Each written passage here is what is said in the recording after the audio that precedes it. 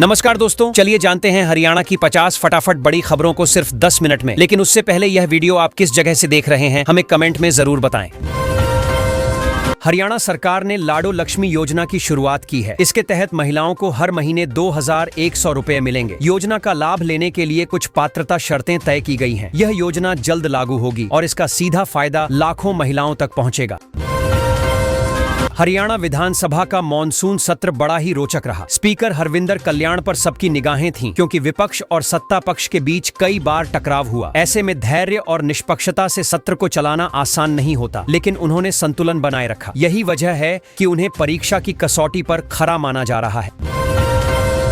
दीपेंद्र हुड्डा ने सरकार पर बड़ा आरोप लगाया है। उनका कहना है कि चुनाव होते ही सरकार ने 10 लाख से ज्यादा बीपीएल कार्ड रद्द कर दिए। इससे गरीब और जरूरतमंद परिवारों को परेशानी झेलनी पड़ रही है। हुड्डा ने इसे सीधा गरीबों के साथ अन्याय करार दिया और कहा कि सरकार चुनावी लाभ के लिए ऐसा कदम उठाती है।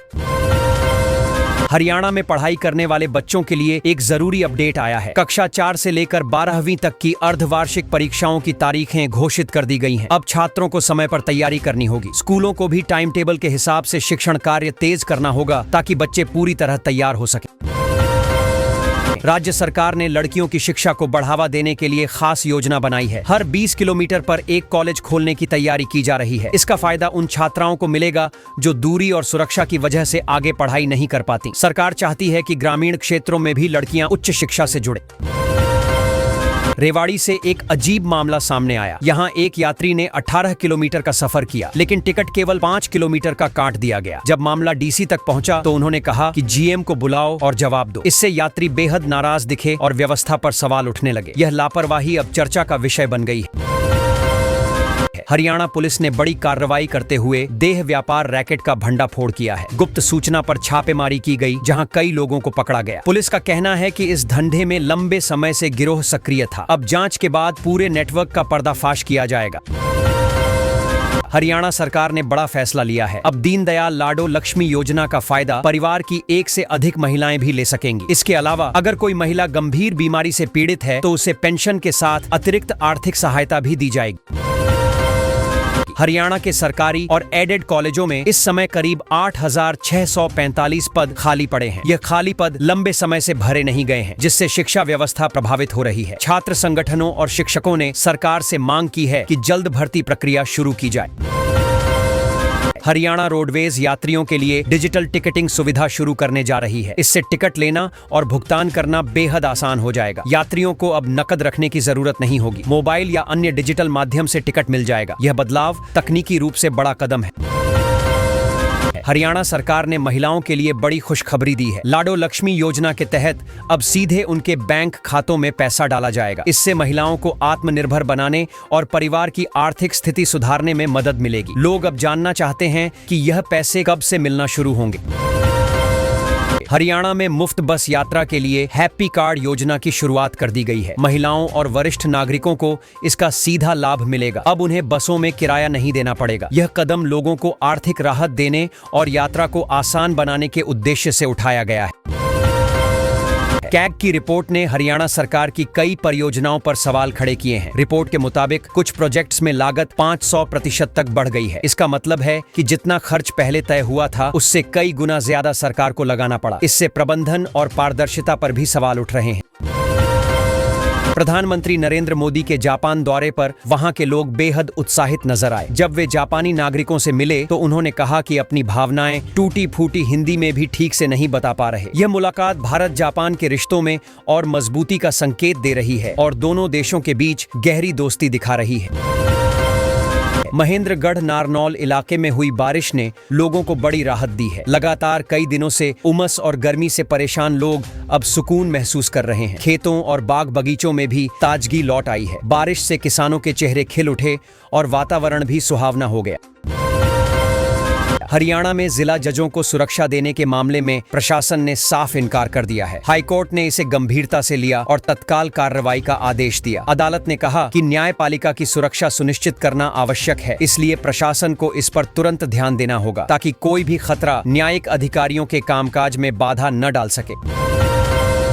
हरियाणा पुलिस कांस्टेबलों के लिए बड़ी खुशखबरी है। अब उन्हें अपनी मनचाही पोस्टिंग का अवसर मिलेगा। पुलिस विभाग ने इस योजना की शुरुआत कर दी है ताकि कर्मचारी अपनी सुविधा और परिवार की स्थिति के अनुसार पोस्टिंग चुन सकें। इससे पुलिस कर्मचारियों में संतोष और काम के प्रति उत्साह बढ़ेगा, साथ ही कार्यक्षमता भी बेहतर होगी। हरियाणा में शिक्षकों की भर्ती और स्कूलों के उन्नयन को लेकर मुख्यमंत्री ने बड़ा ऐलान किया है। उन्होंने कहा कि राज्य के सभी सरकारी स्कूलों में नए शिक्षकों की भर्ती होगी और स्कूलों का इंफ्रास्ट्रक्चर सुधारा जाएगा। इससे शिक्षा का स्तर बेहतर होगा और छात्रों को गुणवत्तापूर्ण शिक्षा मिलेगी।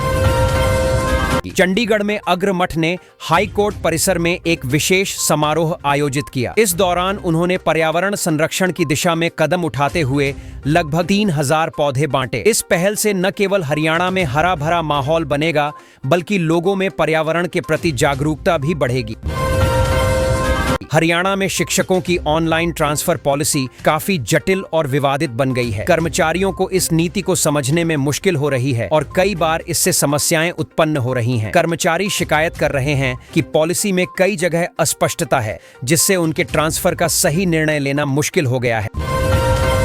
हरियाणा में हिसार के नेता हर्ष बागड़ी ने आरोप लगाया है कि राज्य सरकार अनुसूचित जाति के छात्रों के साथ भेदभाव कर रही है। उनका कहना है कि शिक्षा और अवसरों में समानता नहीं मिल रही, जिससे ये छात्र पिछड़ रहे हैं। उन्होंने इसे गंभीर मुद्दा बताते हुए सरकार से तुरंत सुधार की मांग की।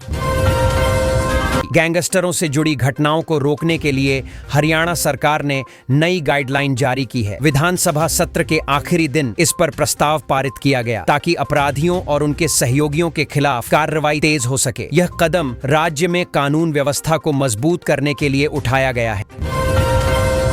हरियाणा का गूगल बॉय कौटिल्य पंडित ने कमाल कर दिया है। अब वह ऑक्सफोर्ड विश्वविद्यालय में पढ़ाई करेंगे और खास विषय में रिसर्च करेंगे। यह हरियाणा के लिए गर्व की बात है और यह साबित करता है कि टैलेंटेड छात्र दुनिया भर में नाम कमा सकते हैं।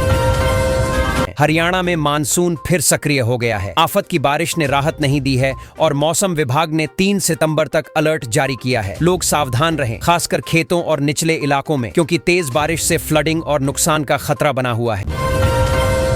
हरियाणा में एक नया मुद्दा उठा है। बीजेपी विधायक ने विधानसभा में कहा कि भागकर शादी करने वालों पर रोक लगाने के लिए कानून बनना चाहिए। उनका तर्क है कि सामाजिक व्यवस्था बिगड़ती है, इसलिए इसके खिलाफ सख्त कानून जरूरी है। मामला अब बहस का विषय बन गया है।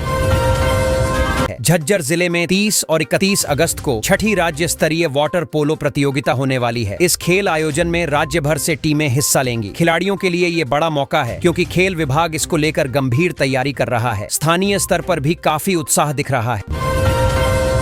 विधानसभा में बड़ा हंगामा हुआ जब सरकार ने 9 लाख परिवारों के नाम बीपीएल सूची से काट दिए। विपक्ष का आरोप है कि यह गरीबों के साथ अन्याय है और बिना जांच परख के फैसले लिए गए। सरकार का कहना है कि सिर्फ अपात्र लोगों को ही सूची से हटाया गया है। अभी हरियाणा में मौसम का हाल ये है कि अंबाला और यमुनानगर में बारिश की संभावना जताई गई है। मौसम विभाग ने येलो अलर्ट जारी किया है, यानी हल्की से मध्यम बारिश हो सकती है। लोगों को सतर्क रहने और बाहर निकलते समय सावधानी बरतने की सलाह दी गई है। आज हरियाणा विधानसभा का मानसून सत्र का आखिरी दिन है। मुख्यमंत्री नायब सैनी अपराधों के खिलाफ कड़ा प्रस्ताव पेश करेंगे। इस पर सभी की नजरें टिकी हुई हैं कि सरकार किस तरह के कदम उठाएगी और अपराध पर रोकथाम को लेकर नए फैसले क्या होंगे। हरियाणा सरकार मल्टी मॉडल लॉजिस्टिक हब के विकास पर करीब 765 करोड़ रुपए खर्च करने जा रही है। पहले चरण में 408 एकड़ जमीन पर काम शुरू होगा। इससे व्यापार और उद्योग को बड़ा फायदा होगा और रोजगार के नए अवसर पैदा होने की उम्मीद जताई जा रही है। विधानसभा में पेश किए गए आंकड़ों से पता चला है कि हरियाणा के जींद जिले में सबसे ज्यादा युवा बेरोजगार हैं, जबकि गुरुग्राम में सबसे कम। यह रिपोर्ट राज्य में रोजगार की स्थिति पर सरकार के लिए बड़ा संकेत मानी जा रही है और इस पर बहस भी हो रही है। भिवाड़ी में कई फैक्ट्रियों पर कार्रवाई होने वाली है। आरोप है कि ये फैक्ट्रियां नियमों का उल्लंघन कर रही हैं और अफसरों की मिलीभगत भी सामने आई है। अब सरकार ने साफ किया है कि गड़बड़ी करने वाली फैक्ट्रियों और भ्रष्ट अफसरों दोनों पर सख्त कार्रवाई की जाएगी। हरियाणा में पिछले 2 दिनों से हो रही लगातार बारिश ने जनजीवन अस्त व्यस्त कर दिया है। कई इलाकों में सड़कें जलमग्न हो गई हैं और लोगों को आवाजाही में परेशानी हो रही है। बारिश का सबसे ज्यादा असर किसानों पर पड़ा है, क्योंकि सब्जियों की फसल बर्बाद हो गई है। नुकसान का आकलन जारी है। हरियाणा सरकार का दावा है कि पिछले 5 सालों में राज्य में 39 लाख से ज्यादा पौधे लगाए गए हैं। सरकार का कहना है कि पर्यावरण संरक्षण और हरियाली बढ़ाने के लिए ये बड़ा कदम है। हालांकि विपक्ष सवाल उठा रहा है कि कितने पौधे वास्तव में बचे हैं और बढ़ रहे हैं। हरियाणा की सुनीता ढुल का नाम राष्ट्रीय शिक्षक पुरस्कार के लिए चयनित किया गया है। उन्हें यह सम्मान शिक्षा के क्षेत्र में उनके योगदान और नवाचारों के लिए मिल रहा है। सुनीता ढुल के काम ने न केवल बच्चों की पढ़ाई आसान बनाई, बल्कि शिक्षा की गुणवत्ता को भी बेहतर किया है।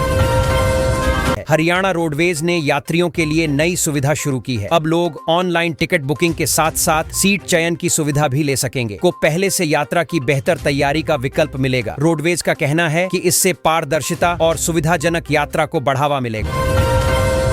मेरठ करनाल हाईवे पर अचानक गाड़ियों के फिसलने की घटनाएं बढ़ गईं। बारिश के बाद सड़क पर चिकनापन आने से कई बाइक सवार घायल हो गए। लोगों का कहना है कि सड़क पर समय पर मरम्मत और फिसलन रोकने के इंतजाम नहीं किए गए। हादसों के बाद वाहन चालकों में दहशत है। हरियाणा रोडवेज ने यात्रियों के लिए नई सुविधा शुरू की है। अब लोग ऑनलाइन टिकट बुकिंग के साथ साथ सीट चयन की सुविधा भी ले सकेंगे। इससे यात्रियों को पहले से यात्रा की बेहतर तैयारी का विकल्प मिलेगा। रोडवेज का कहना है कि इससे पारदर्शिता और सुविधाजनक यात्रा को बढ़ावा मिलेगा। मेरठ करनाल हाईवे पर अचानक गाड़ियों के फिसलने की घटनाएं बढ़ गईं। बारिश के बाद सड़क पर चिकनापन आने से कई बाइक सवार घायल हो गए। लोगों का कहना है कि सड़क पर समय पर मरम्मत और फिसलन रोकने के इंतजाम नहीं किए गए। हादसों के बाद वाहन चालकों में दहशत है।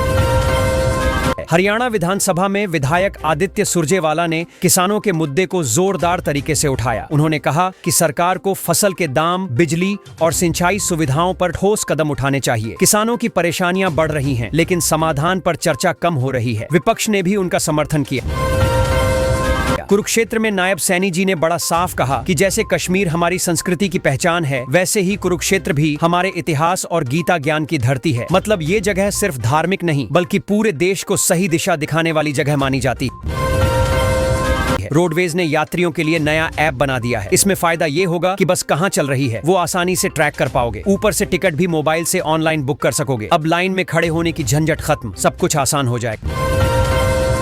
पानीपत में सफाई कर्मियों ने प्रदर्शन कर दिया। उनका कहना है कि कई समय से वेतन और दूसरी सुविधाएं ठीक से नहीं मिल रही। इसी कारण सब एकजुट होकर सड़क पर उतरे और सरकार से मांग रखी कि उनकी दिक्कतों को तुरंत हल किया जाए, वरना आंदोलन और तेज होगा। करनाल में युवाओं को लेकर एक अच्छा कार्यक्रम हुआ। वहां उन्हें शपथ दिलाई गई कि नशे जैसी बुरी आदतों से पूरी तरह दूर रहेंगे। ये कदम इसलिए उठाया गया ताकि युवा गलत राह पर न जाएं और समाज एकदम स्वस्थ और सुरक्षित माहौल में आगे बढ़ सके।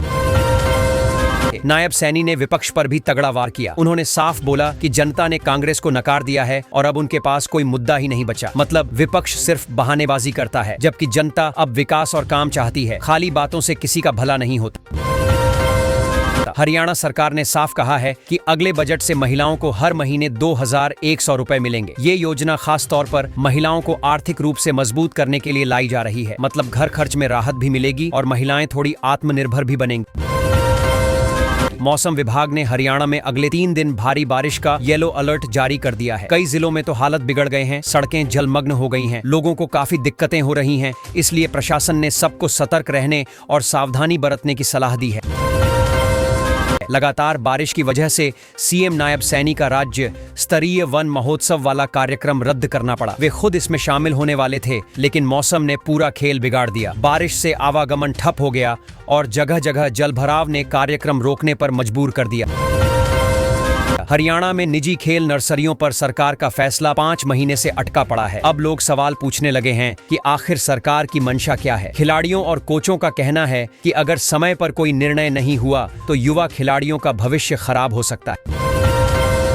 सरकारी स्कूलों में संस्कार शिक्षा देने के लिए 2000 से ज्यादा शिक्षकों की भर्ती निकलने वाली है। 2025 में ये भर्ती प्रक्रिया शुरू होगी। मतलब अब बच्चों को सिर्फ पढ़ाई ही नहीं बल्कि नैतिक और सांस्कृतिक शिक्षा भी मिलेगी। उम्मीदवारों के लिए ये बढ़िया मौका है।